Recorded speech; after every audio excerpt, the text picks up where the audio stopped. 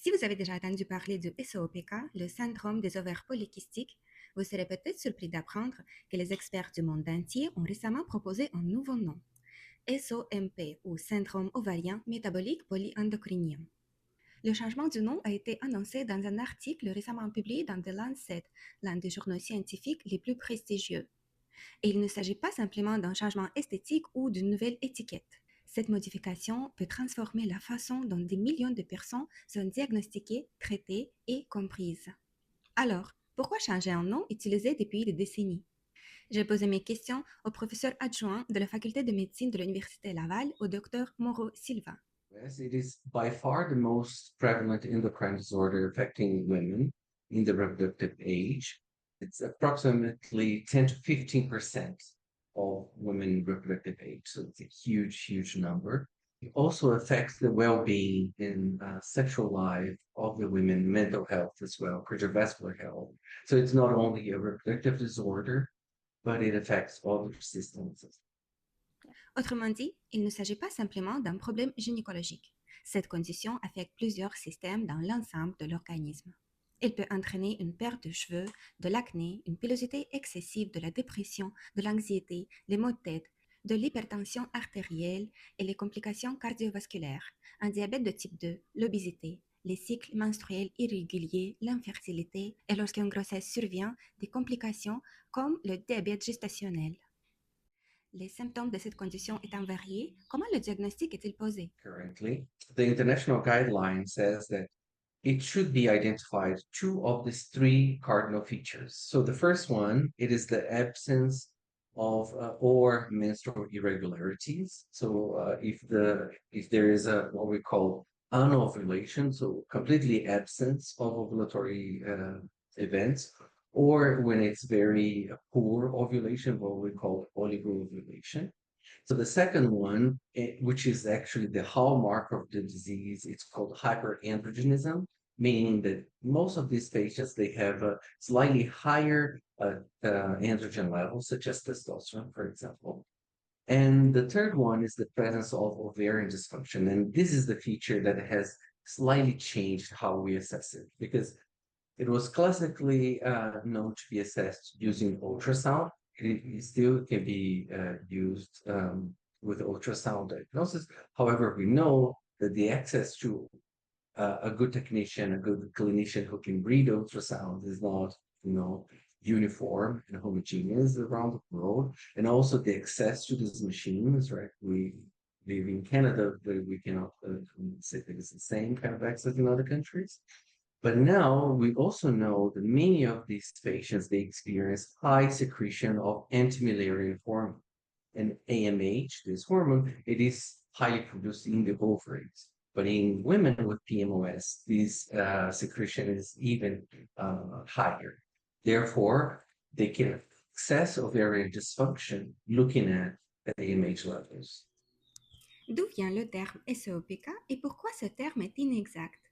Les personnes atteintes développent-elles réellement des kystes dans les ovaires?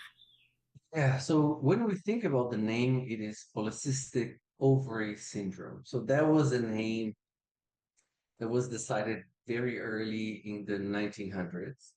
And what they observed, and that time they knew, that cystics, just like it, for example, in some ovarian cancers, they are fluid-filled structures present in the ovary. When we think about the ovarian dysfunction in some of these patients, again, not all these patients, but some of these patients experience, you can see there would be many this cystic-like morphology. So those are not true non-functional cysts. They are not cancer. They are basically an accumulation of fluid-filled follicles. So that's why we start there.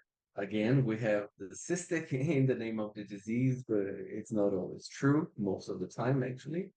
And we also emphasize the ovarian morphology.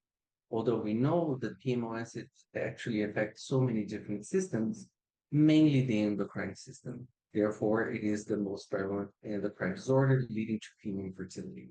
So it seems that in infertility there, it's a consequence of these endocrine changes, not what defines the disease. Alors non, les structures observées dans les ovaires sont plutôt de multiples petits follicules immatures et non des kystes pathologiques. Et encore plus surprenant, plusieurs personnes qui reçoivent un diagnostic de SOPK ne présentent même pas de ces anomalies au niveau des ovaires. C'est l'une des multiples raisons pourquoi le terme syndrome des ovaires polykystiques a semé la confusion chez les patientes et les professionnels de la santé pendant des décennies. Selon plusieurs experts, l'ancien nom simplifiait excessivement cette réalité complexe et pouvait même contribuer à une certaine stigmatisation.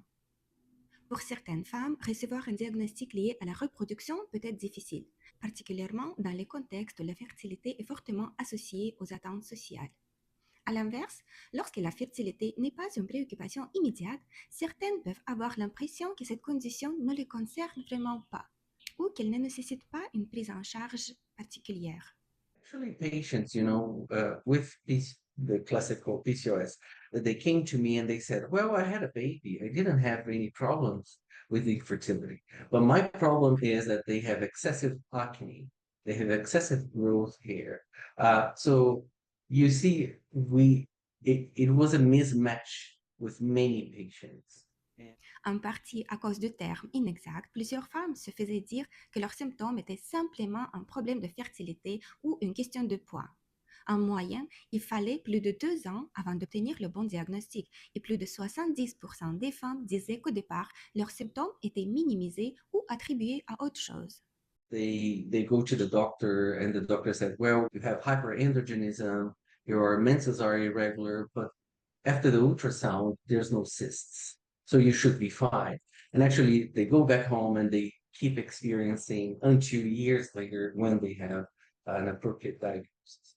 So I think Alors, en réalité, il s'agit d'un trouble hormonal et métabolique complexe qui peut persister à long terme. Et le nom SOPK ne reflétait pas cette réalité. Le nouveau nom, syndrome ovarien métabolique polyendocrinien ou SOMP, a été choisi après un vaste effort international ayant impliqué des milliers de patientes et professionnels de la santé.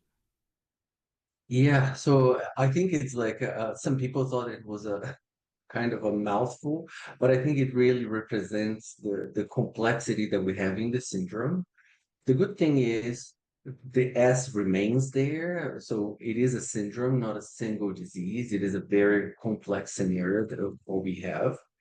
And if we start with the P, it is polyendocrine, meaning that different systems or hormone systems, such as elevated androgen levels, as I mentioned, elevated AMH levels, neuroendocrine dysfunction. So again, which is actually a topic of my interest, there are some dysregulations in hormones produced by our brains. Many of these women, they have insulin resistance. So again, this P, meaning polyendocrine, it shows that all this complexity involving the endocrine system. The second part is metabolic syndrome. Okay, so we can say many of these patients, but not all of them, they will have some metabolic problems. And even when PMOS woman has a lean phenotype, so it does not present obesity, which is accompanied by metabolic syndrome, they can present insulin resistance. So again, the metabolic part is very important here.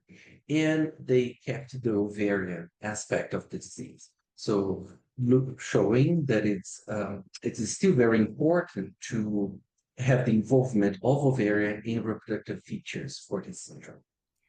Maintenant, la question la plus importante. Comment ce changement peut-il aider les femmes? The new name, it really reflects this broad clinical awareness of the syndrome. So I think that now that we have a new name, we should, talk more about it.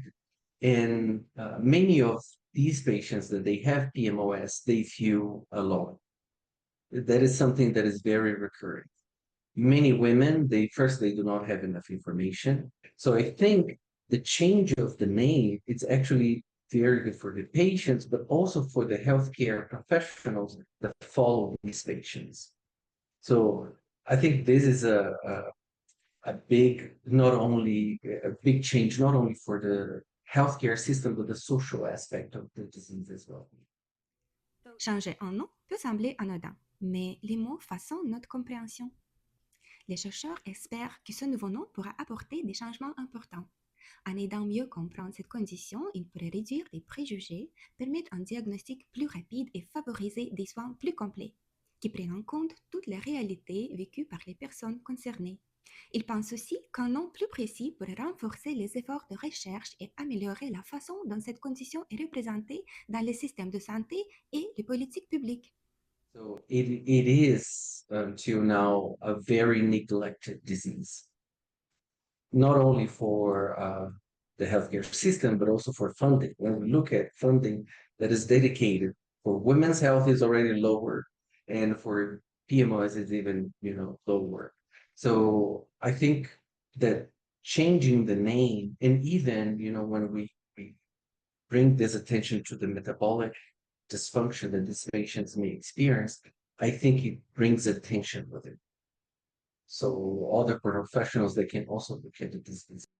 So just as a context, I'm a neuroscientist, right? So, and I think in many, many different, environments where I go and I give a talk, people are like, well, you are talking about a polycystic ovary syndrome, but from a brain perspective, right? So this is very confusing for the neuroscientists when I go to the Neuro Quebec here, but also when I go to a PCOS meeting, like, okay, you're a neuroscientist, what do you do here?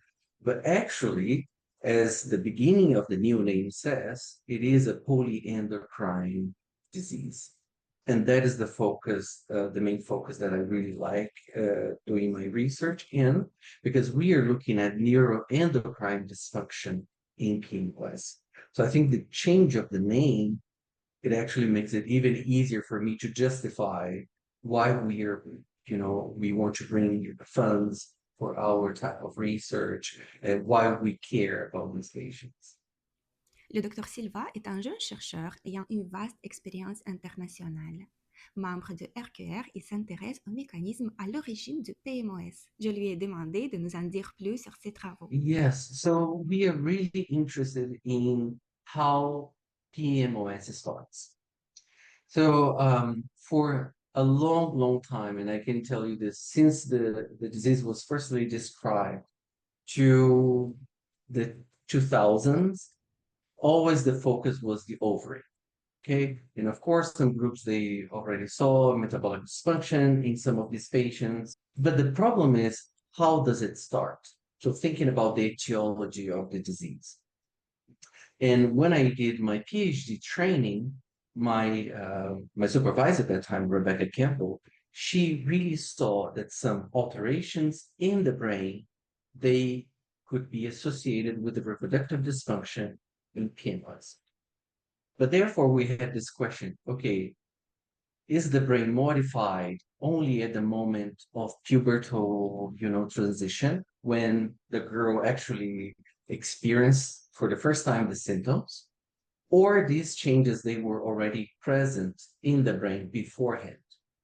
And using animal models, mostly animal models, what Rebecca and other researchers saw is that the brain seems to be already rewired, what we call, so modified, reorganized, before the girl goes through puberty. So that was something, that stayed in my mind since I lived in New Zealand. So basically, currently in my lab, what we're trying to do, we are using some in vitro and in vivo models to understand how this programming in the brain it happens at first. So what we think it is that during in uterine life, so when we are still embryos, we are surrounded by this endocrine environment, right? And we also know that a woman with PMOS has high chances of having a baby girl that will develop PMOS. And one of the features that I mentioned at the beginning of the interview is that in PMOS, the hallmark of the disease is that these patients, they have higher levels of testosterone. This higher levels of testosterone remains even when the woman gets pregnant. So, even if these patients nowadays, they can have access to IVF, an IVF clinic, in vitro fertilization, it is great. They can get pregnant easier.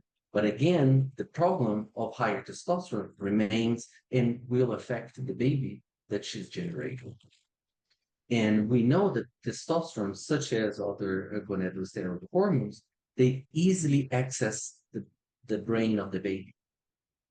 So again, we want to understand which are the molecular and cellular changes that this androgen excess are triggering that are necessary for the manifestation of the disease later in life. So that's the $1 million question that we want to answer. Selon une hypothèse, des taux élevés d'androgènes comme la testostérone durant la grossesse pourraient augmenter le risque de développer le SOMP chez l'enfant à naître. Mais si la mère elle-même n'est pas atteinte du SOMP, d'où vient cet excès d'androgènes?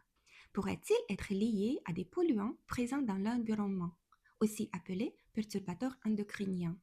Le docteur Silva cherche à répondre à cette question. Yeah, because when we see some epidemiological studies, we see that the number of PMOS the patients with PMOS is increasing, okay, and cannot be explained by better diagnosis. So there's something out there that could be an environmental factor triggering the disease. And in our lab, we have the hypothesis that yes, some endocrine disruptors that could mimic the actions of testosterone, for example, and we have them in the air, water, salad. We could ingest these compounds, and the problem of them is that they easily accumulate. So they have a bioaccumulation factor that, again, if this woman is pregnant, the exposure of these compounds to the baby is highly likely.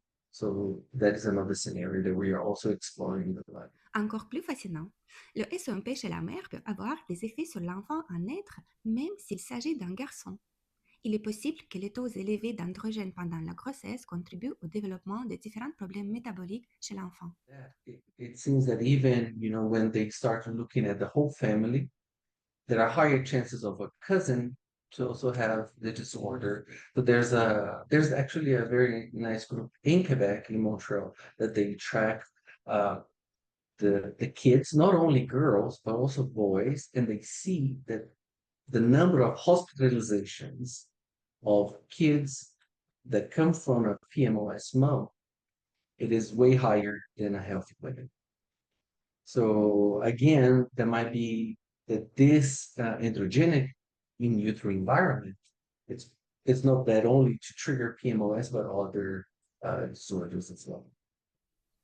Le changement du nom illustre bien comment les connaissances scientifiques évoluent. Et parfois, changer un nom, c'est aussi changer notre façon de comprendre une maladie, de la diagnostiquer, de la traiter et surtout d'écouter les personnes qui vivent avec elle. Une chose est certaine, cette condition n'a pas fini de révéler tous ses secrets. Et grâce aux travaux de chercheurs comme le docteur Silva et de nombreuses équipes à travers le monde, nous sommes peut-être en train d'entrer dans une nouvelle ère pour mieux comprendre et mieux prendre en charge cette condition qui touche des millions de personnes à travers le monde.